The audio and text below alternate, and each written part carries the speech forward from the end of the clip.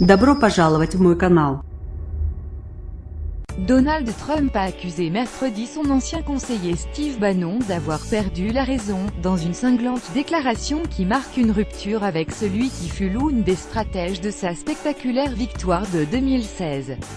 Cette attaque d'une extraordinaire virulence fait suite à la diffusion d'extraits d'un livre à paraître la semaine prochaine dans lequel Steve Bannon affirme que le fils du président américain, Donald Trump Jr., a commis une trahison en rencontrant une avocate russe qui offrait des informations compromettantes sur Hillary Clinton.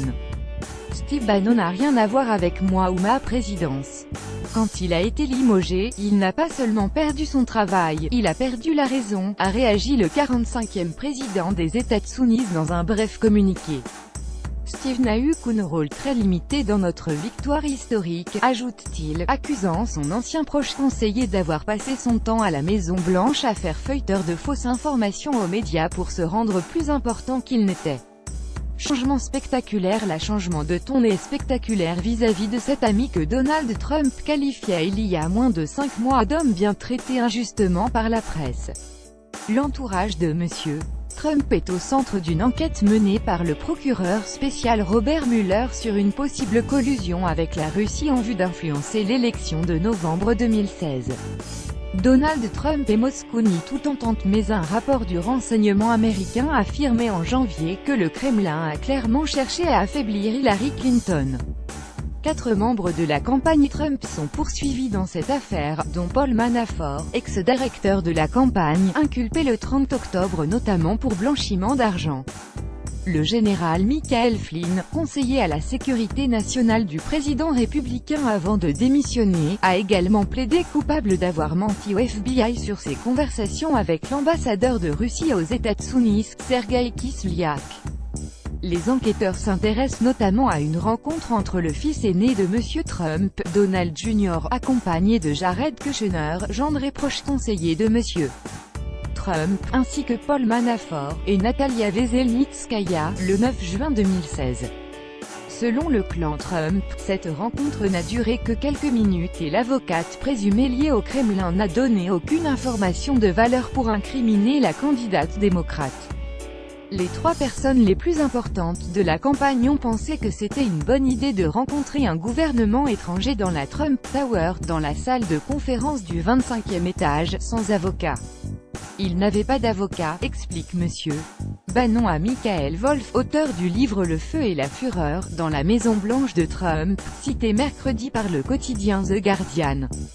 Même si vous pensez que ce n'était pas une trahison, pas antipatriotique ou pas une connerie, et moi je pense que c'est tout cela, vous auriez dû appeler le FBI tout de suite, affirme-t-il dans ce livre à paraître la semaine prochaine.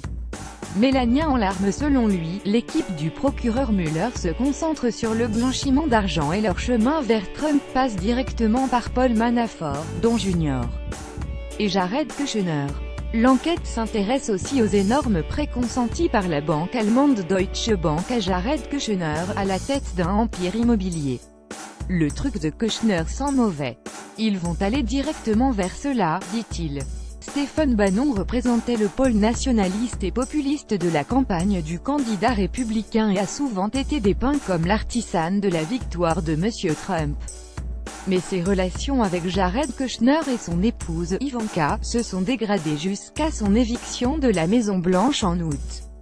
Il continue de défendre la politique présidentielle depuis qu'il a repris la tête du très droitier site d'information Breitbart News. Dans d'autres extraits publiés par le New York Magazine, Michael Wolff dévoile un candidat républicain qui ne souhaitait pas remporter l'élection alors que son équipe ne croyait pas à la victoire jusqu'au jour du scrutin. Ce soir-là, Don Jr. a dit à un ami que son père ressemblait à quelqu'un ayant vu un fantôme. Melania Trump était en larmes mais pas de joie, écrit-il. La porte-parole de la présidence, Sarah Sanders, a fustigé un livre rempli de comptes rendus faux ou fallacieux de la part d'individus sans accès ou influence à la Maison-Blanche. Michael Wolff, auteur notamment d'une biographie sur le magnat des médias Rupert Murdoch, dit s'être entretenu avec M. Trump et plus de 200 proches collaborateurs pour son livre. Newsletter Info. Recevez chaque matin l'essentiel de l'actualité. OK, ne plus afficher multiplié.